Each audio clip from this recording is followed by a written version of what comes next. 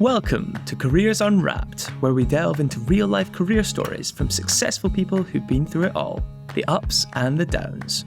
We'll get their raw, honest, actionable advice and be the careers talk they wish they'd had when they started out. As someone who has had a varied career, from soldier to salesman, expedition leader to entrepreneur, he knows firsthand that your career doesn't always lead you where you expect it to. Here's your host, Mark Fawcett.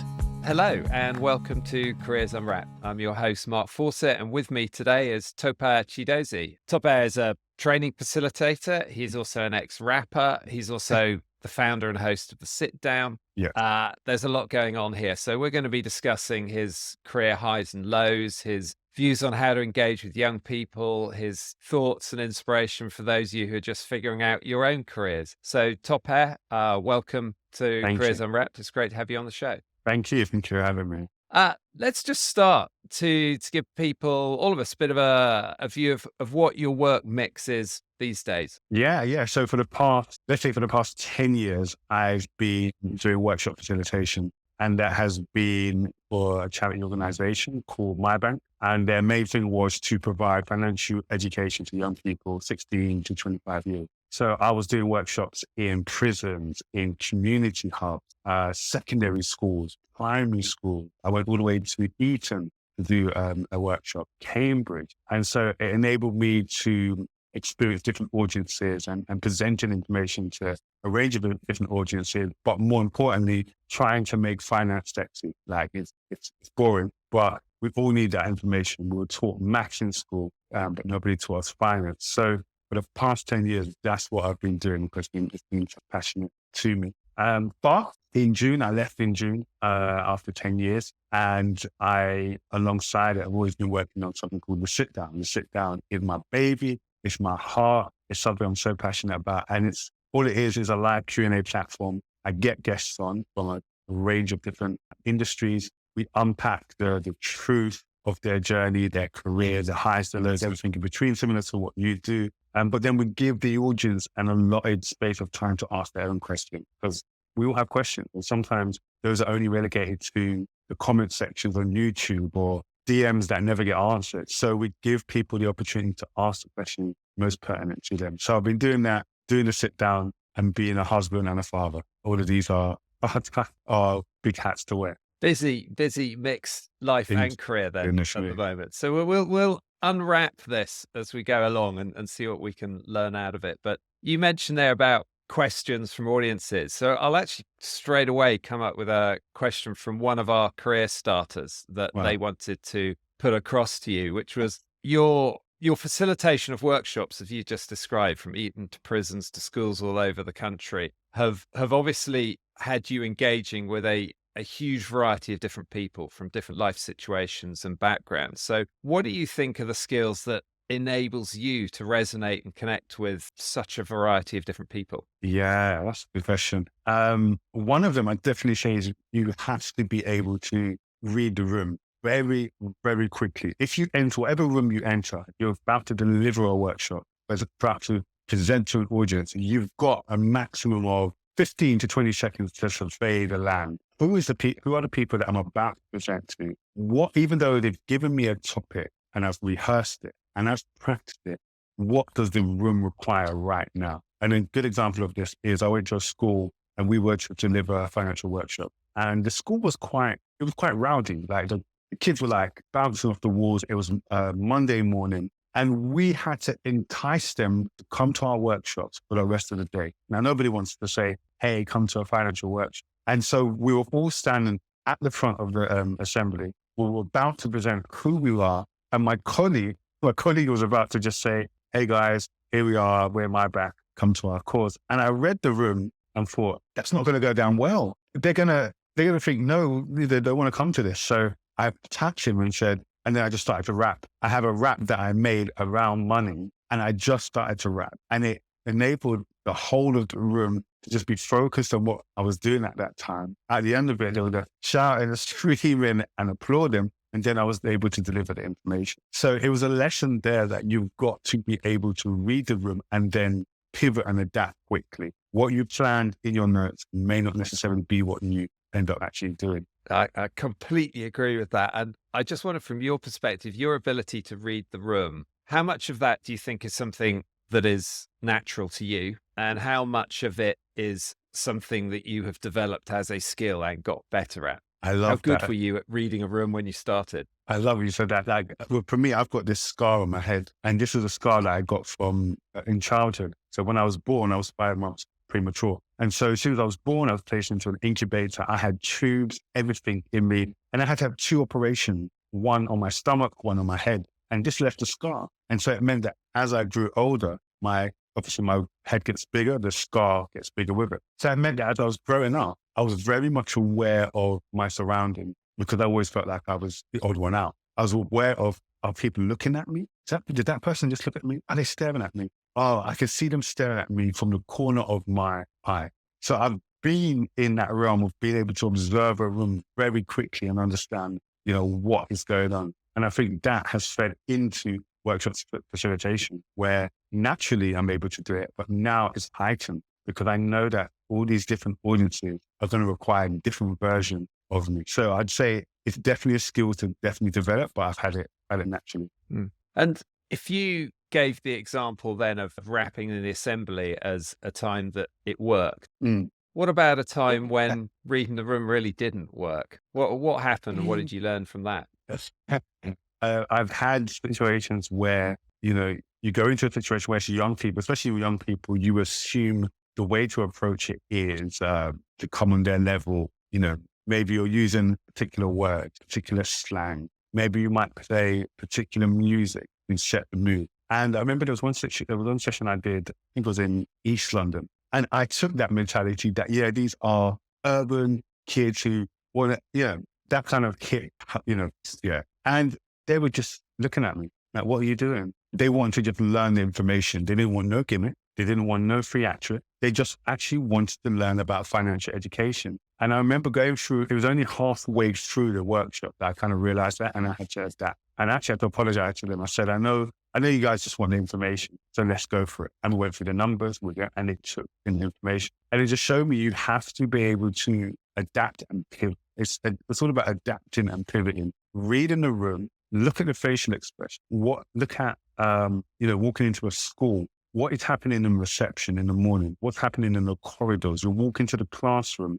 Who are on the front row? Who is at the back row? Are there windows? Are there no windows? Do the windows look out into the corridor? Because all these things feed into the success of your work, and you'll have to adapt, pivot as you go along. Yeah, that so strikes a chord, particularly about the receptions of schools. And I, like you, visited hundreds of schools, or you've been to more all around the UK and overseas. And that first glimpse you get of when you come in the gates and you see how young people are behaving, see the attitude and reception, you're starting to pick it up. But I found that interest as well, what you're saying about reading the room and getting it wrong sometimes, because you can make a judgment right at the beginning, but then you are impacting the room that you're reading as well. So you think, oh, this is what they want, but your attitude, your behavior is changing the way that they're reacting to you. So you've learned a lot of skills then as a facilitator, as a trainer. Were you involved with that experience in helping the newer junior facilitators and trainers develop? Did you train the trainers?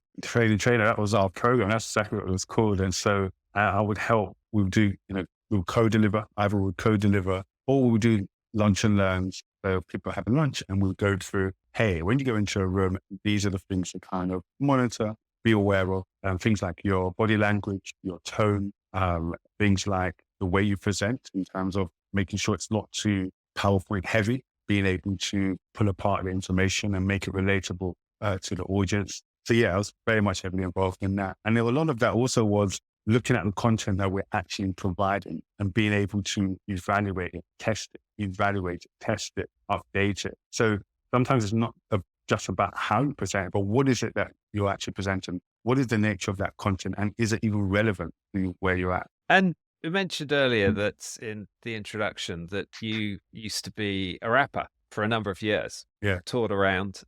We'd like to hear a little bit more about that. But as a connection, as an intro to that, did the creative process in both writing and also in actually performing cross over to your training facilitation work? Did it help? It really did. It really did, because you are kind of faced with the same scenarios. new audiences who don't know who you are. They don't care who you are. When you go into a school and you're seen as a substitute teacher, you take on that same profile as if you go to a new city and you're, a new town and you're this rapper who's come to perform. If nobody knows you, nobody cares. So your job is to make them care. And so you've got to take on the same type of performance techniques, whether it's how you first come on to a stage. And, typically there's situations about being to a club or being to an event and somebody's going to perform and they say these words that will cure every single time. They say, this is my first time here.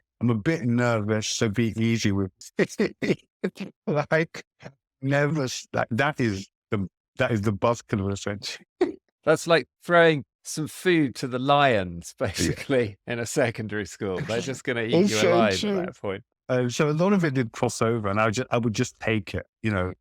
On stage, you've got to move up and down the stage to ensure you're engaging the left, the middle, and the right side of the crowd. I would do the same in the classroom. I wouldn't just stand still or maybe walk to the back and maybe walk to the sides. So yeah, there was definitely, a lot of crossover that I tried to take. And moving over to the rapping side, there are many young people who obviously are just bursting to be a musician in some form. They're practicing on their own with a mate. How did you make the move? What were the steps that took you from someone who just wanted to do music into somebody who actually now was a musician and being paid to perform? It was I would say the steps I took were going from creating in my bedroom, making the music in my bedroom, going to the studio, creating a product. And the transition stage was moving it from this is a hobby to a product. And with a product, you need brand, you need market, you need a way to package yourself and sell it to, an audience. So I would immediately, after I made the music, I would then make sure I had an Instagram handle. I'd get my website. I'd buy a website domain, www.iciemusic.com. Doesn't exist anymore. But I would start to commercialize and market the music. And like I said, domain, Instagram handle, I'd have to get press pictures. I'd have to craft my story. What is my story? Why should somebody listen to me? What is my music like to stand for? And so one thing I practically did was I interviewed myself so many times. I'd interview myself. I would look at interviews that people would do with music artists, and I'd ask myself this question, think,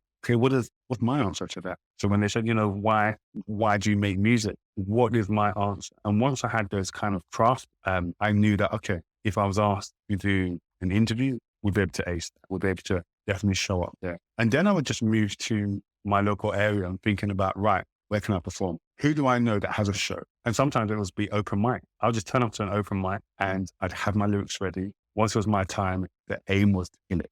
Just kill it, because you do not know who's in the audience. Anybody, and that's one thing I learned, anybody who can take you to the next level of your music career could be in the audience. But put yourself out. The more you do, the more you create an opportunity to go to the next level.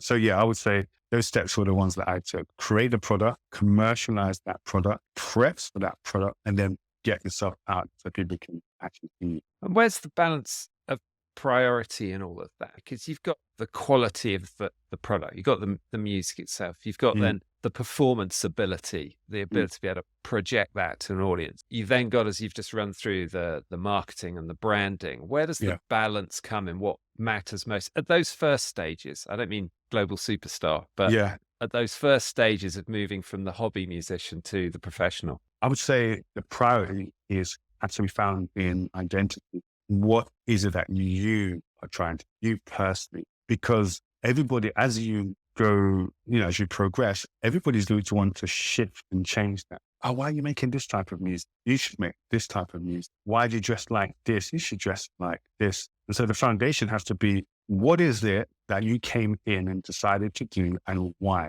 Have your why, secure that why, and then you take it wherever you go. So when somebody wants to change that, you'd be like, but we don't do that. You can find that over there, but not over here. And that's what allows people to be unique. And that's what allows people to stand out, because they know their why, they stick with it. And then the people who connect with that why follow them wherever they go. So you do a show in Birmingham, they follow you there. You do a show in London, they follow you there. You do a show in Liverpool, they're following you there. So understand your why, lock that in, and take that with you, wherever you go. And how far did you take the career? How far did you progress as a musician? Oh, I got to a point of, me and my brother, we did a song called Up to You. And Up to You was used as Trident, Operation Trident at the time. We're doing a knife crime campaign. And we collaborated with them. They took the song and they used it in their promotional campaign about putting down the knives.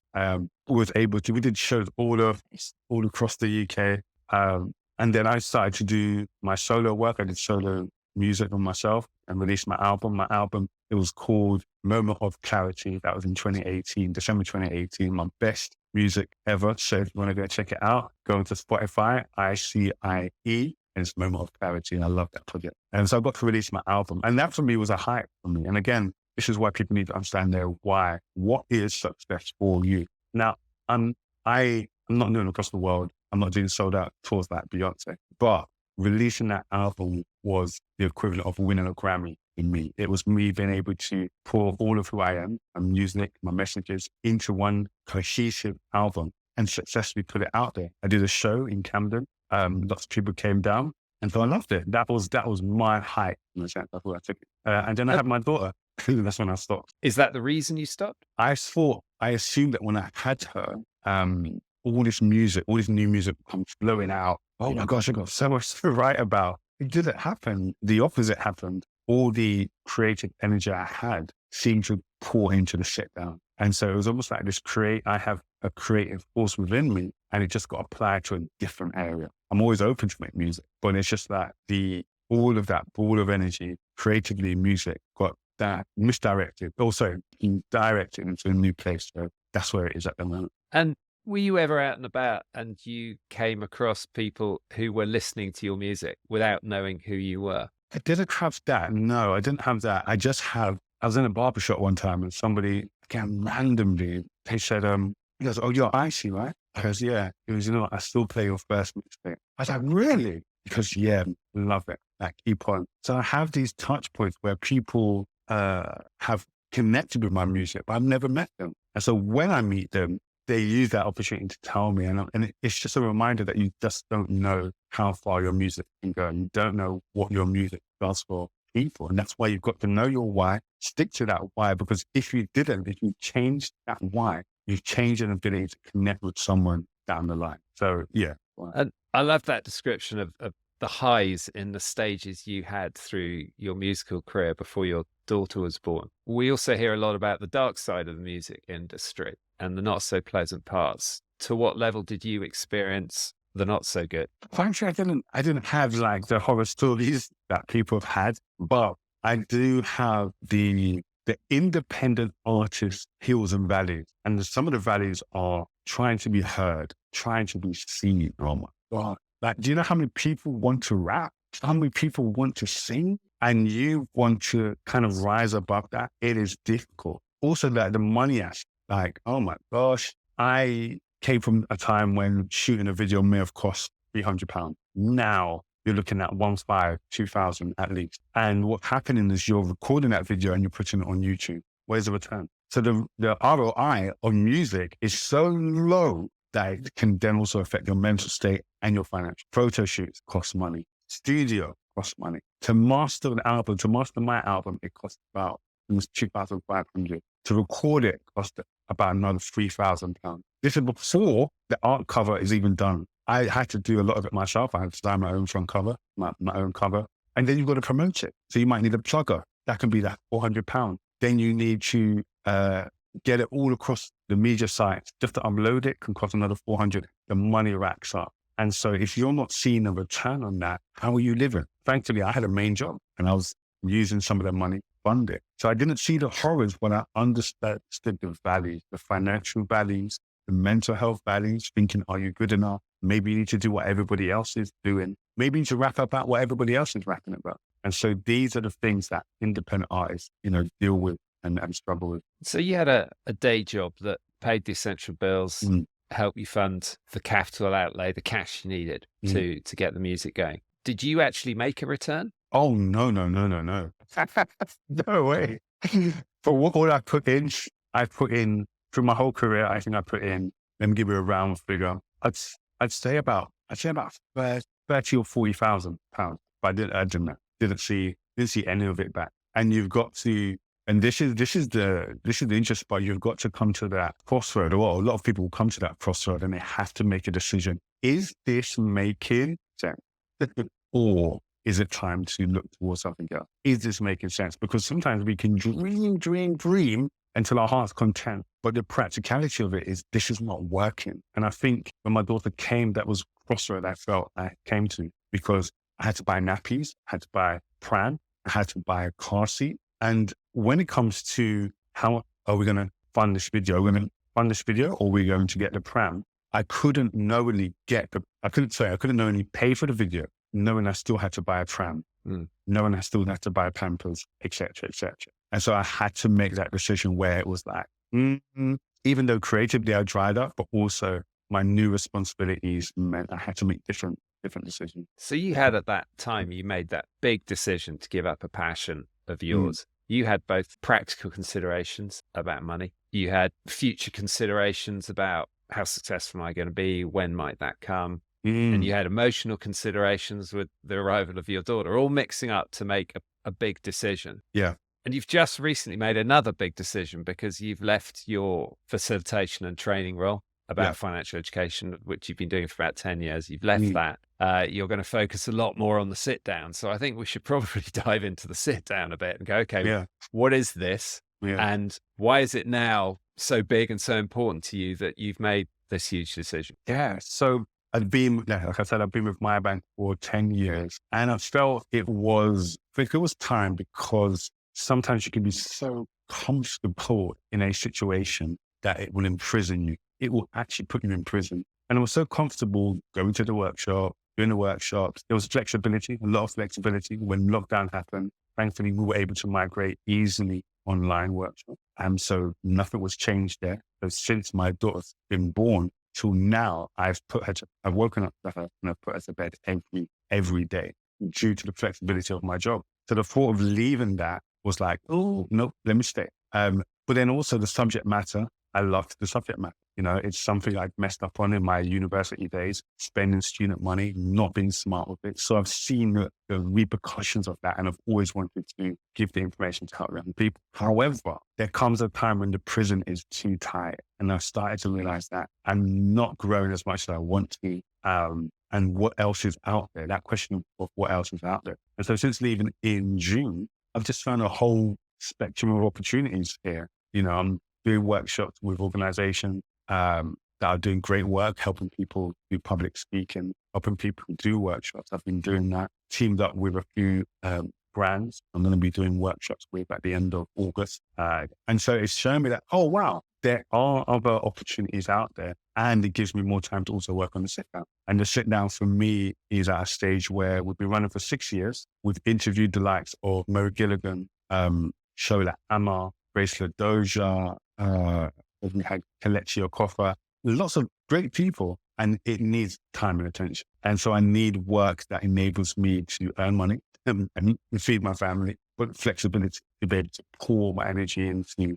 making this as successful as I believe it can be. And you said at the beginning when you were talking about getting the music going, how important it was to have the why and the who really clear. How would you describe what that is for the sit down? Yeah, the sit down from the why for the sit down is the importance of connect. I believe that we as human beings are connected to the power of our story. Oh my gosh, we're connected to the power of our stories because we all go through this human experience, and there are ways in which we connect each other. You might have lost someone. I've lost someone. You might have got fired. I've got fired. But when we don't tell these stories, we lose those connections. We don't even know if they're connected. And this is especially true of people who we look up to, who are in the public eye.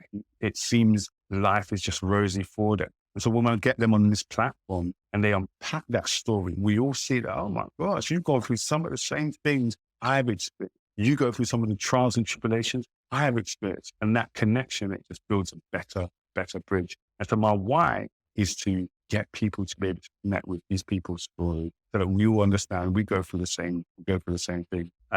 It started off from that. I spoke to a friend who is quite public in there, and people know him. And he just began to tell me all the things he was going through behind the scenes. He does music. So he began to tell me about all the things that were going on. And I was like, but your Instagram page looks amazing. Like things look like it got so well. He said, but that's just Instagram. And I said, and I came away from the conversation thinking maybe there could be a place that he could come and speak about those things because people need to hear it. People need to hear the reality of the situation and the honesty of your story so that we can all connect. So that we all go from stuff. And so I started off with my friend, the first person. He was A-Star. His name's A-Star. He's a music artist and he was dealing with sickle cell and the realities of that. And I got him to come on and he was very forthcoming, very open, very vulnerable about his struggles with sickle cell. He was about to get married as well. And then, the ramifications of all that. That gave us the blueprint to say, right, if we can create an intimate space, people can tell their stories, then we're creating somewhere where people can come in and connect. So that's my why. I just want people to connect humanly with our people's stories. And yeah, what we've been doing 6 years in. And where does it go now? Now we are just trying to, one, establish it as something that is a go-to. So Harry and Meghan, they knew they wanted to say something amazing and something important. They said Oprah. And so we want to become that go-to. You want to reveal the inner core of who you are, especially with your fans, supporters, your employers. You see what I'm saying? Come and use the Sitdown as that place to do that. So we're trying to remain consistent. We're trying to present it as a premium brand in pricing, in the guests that we get. And then we're going to try and look at different ancillary products. So we really want a YouTube channel that has content that reflects that same kind of info, unpacking people's story, the honest, the true, the real, the vulnerable, and enable people to connect through that as well. So yeah, we're working on it. It's so much work to do. And there's so many things I want to do, but I've got to pace it. This definitely sounds like a watch this space and 100%. Revisit in 12 months and 12 months 100%. again and see how everything's progressing. I'm interested that you mentioned how a lot of people who are exuding confidence on the outside are tackling their own issues, challenges, demons internally. I think that will resonate with most people, actually. I still can vividly remember the early days of my current business, and I'm obviously no public persona. I didn't have to deal with that side of things, but we almost went bankrupt twice in the first couple of years. Less than a year in, my wife rang to say, I'm pregnant again. So there was a third child on the way and she was going to stop work, obviously, for a good period of time this time around. And so all of those things are there as pressures. But of course, to everyone externally, how's it going? It's going great. It's going great because I can't let you know that it's not. And I think if that is magnified by being constantly in the public eye with a lot of the people who you're getting on, then that can be a huge pressure point for them. Yeah. And so you're looking at developing it both as a channel, multiple channels, both as a brand, the content within there. Who are the next, if you're able to share, who are the next people you've got featuring? Who's coming up? Yes. So Saturday, the 19th of August, not sure when this goes out, but Saturday, the 19th of August, we have the amazing menswear fashion designer, Bianca Saunders. Bianca Saunders is from South London, and she has just risen through the international fashion rank to like the top. This year, she was invited to the Met Gala fashion show, and she was asked by Usher, the R&B superstar, to design a custom piece for him. And they actually invited her to come as well. So she was on the carpet. That received massive acclaim, like Vogue, you name it. And so for me, I wanted her to come on because she is a woman who's a menswear designer. And it was a switch that she made earlier in her career because she wanted to display the nuances of masculinity. What is a typical man expected to wear? And how can I explore that? How can I expand that? And she's done that amazingly well. Just some simple things of, she had this thing about her designs on the shoulder and how normally the suit jacket would be more rigid and then come down. Where she makes more of her pieces, her jacket, her top, they would more so follow the line of the shoulder to be more flexible. So that any man, whether you have a box shoulder or not, you're able to feel flexible and comfortable in what you're wearing. So I just find these things so like intriguing, what that is like for her, what it's like to reach such high and deal with that, all the media attention, all the pressure, just as you mentioned. So Saturday, the 19th of August, we're going to be at the Kindred in Hammersmith. We're going to be unpacking that. And then we always give about 45 minutes to the audience and just ask their questions, whether it's budding creative designers, fashion designers in their early years. You just want to ask questions. But yeah. And you have some fascinating guests who you have had on and obviously have got coming on, but who's perhaps one of the North Stars, if you want, who's somebody just go, I really, really want them?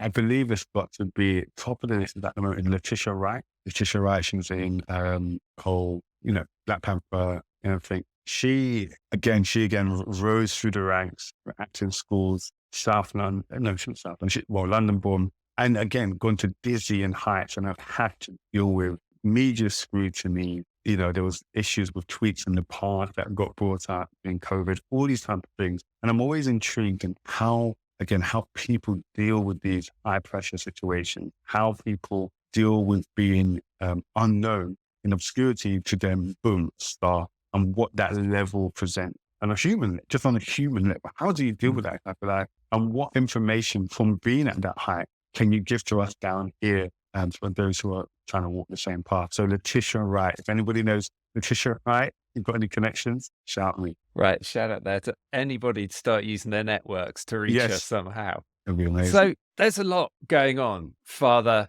musician, trainer, presenter, interviewer, brand owner. If you're looking at yourself in the mirror with a sort of a critical but respectful eye, how do you unpack what it is that makes you? What are the assets or the skills or the attitudes deep inside you that have enabled you to achieve what you've done so far? Yeah, I've never been asked that question. That's a real good question. I would say one of a good mentor of mine years ago in my teens, he asked me a question and he said, when you die, will it have mattered that you lived? That was a question posed to you. When you die, will it have mattered that you were even alive, that you were here? And it has never, ever left my mind. And so I think it's the one thing that keeps driving me in all the things that I do. Is what you're doing bringing any impact to anybody else's life? And I think that quality in me drives me to make sure anything that I'm involved with, it has to have some type of impact positively on somebody's life. And that is, whether people are listening to our music or not, that is still driving me. Whether people are coming to the event or not, that drives me to keep pushing through. And so when I'm sending emails to guests, would you come and sit down? And I don't hear anything. Normally after 2-3 months, somebody would give up. Me? Oh, no. It's either you're going to respond and say no, or you're going to respond and say yeah. There's only two options here. And so the desire that I know that you coming on this platform is going to benefit these people so much. Again, it just builds within me this tenacity and drive, keep going. And so I think that's one element that I have, that determination that we will make this a success. We will make this happen. It's something that it just doesn't leave me. And then I think this ability to observe and read the room, I think I'm good at it. I'm good at it. I'm a very observant person. I'm an introvert. So doing all these extrovert things is sometimes crazy. Like whenever we're going to do the sit down and we're about to start, I have to go for a walk. My team knows I need to go for a walk for 5 minutes because I need to gear myself up for the amount of social interaction I'm about to have. And so once I'm in there, I've read the room and I understand that I know what we need to do and I'm able to deliver. And I've done it numerous times. 6 years I've been doing that. 10 years I've been doing that. And I think that is a skill that I have to be able to read the room and turn it on. You spoke about that confidence. Every single time I step into those arenas, I'm not necessarily confident, but I'm able to turn it on and deliver what is needed when it's needed. After that, you'll probably find I'm the least person you want to have a conversation with because I'm just not as vocal. But yeah. And you went to Middlesex University. You did a degree in film and media culture. If you can think back to yourself as the student, what would that student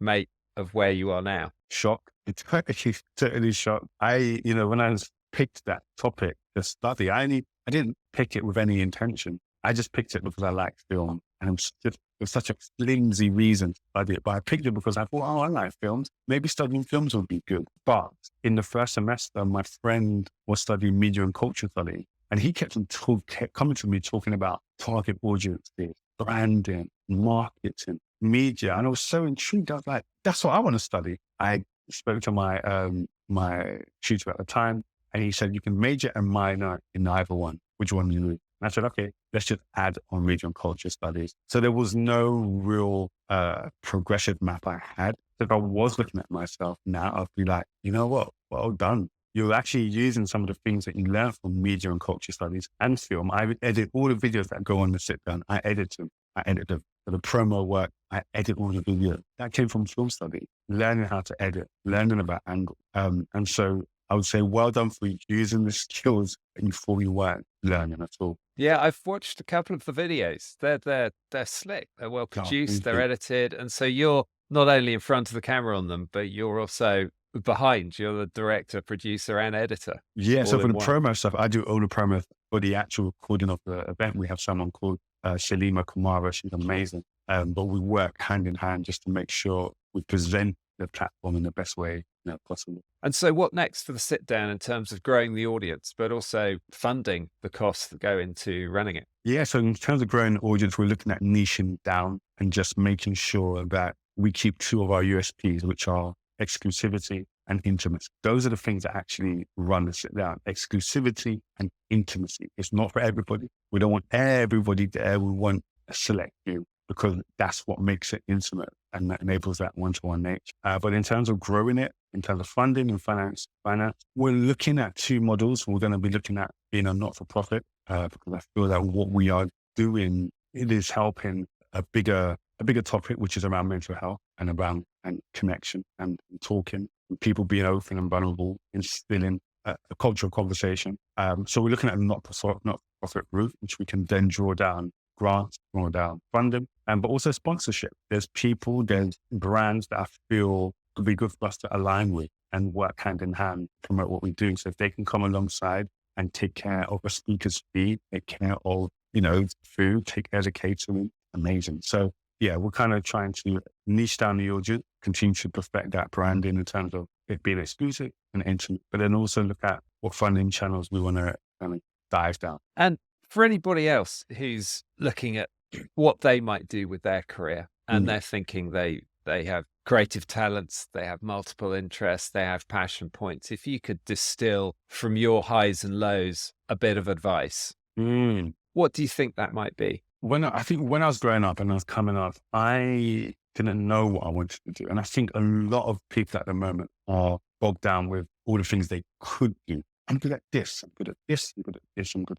And I would say in your early years, test those things out, test them out. It's the one time you might have a passport with no responsibilities. Go and test them out in another country. Go and look at opportunities in another country.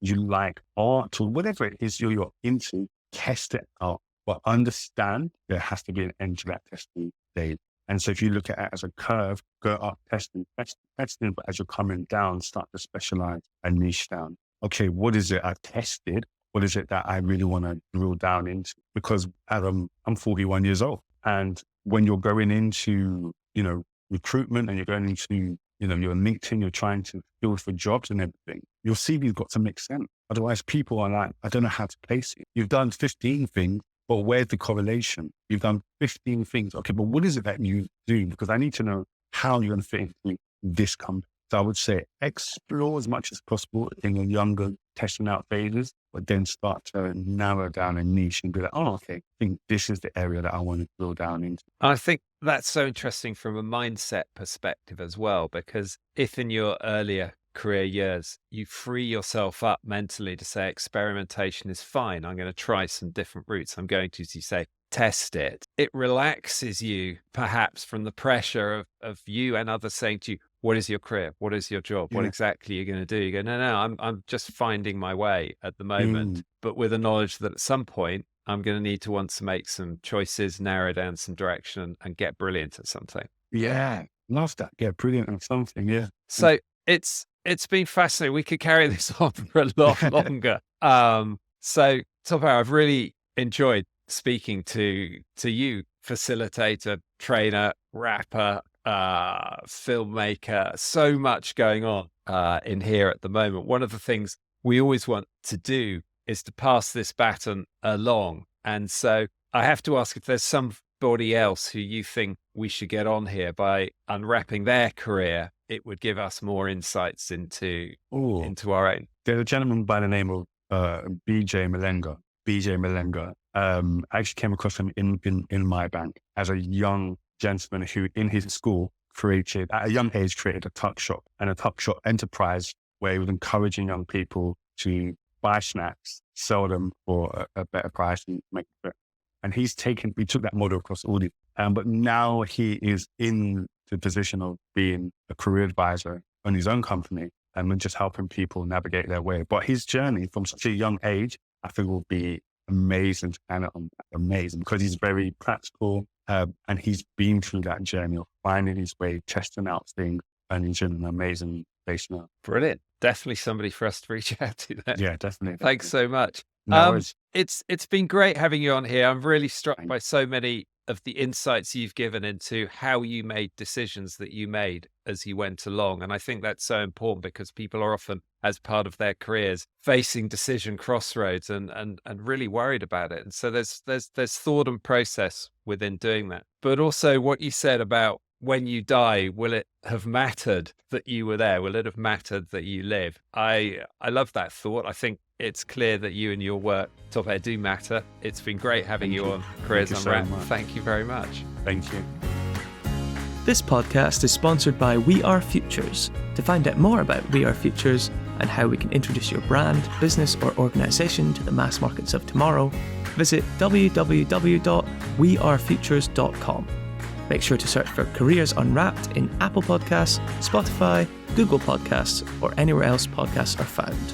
Remember to click subscribe so you don't miss out on any future episodes. On behalf of the team here at We Are Futures, thanks for listening.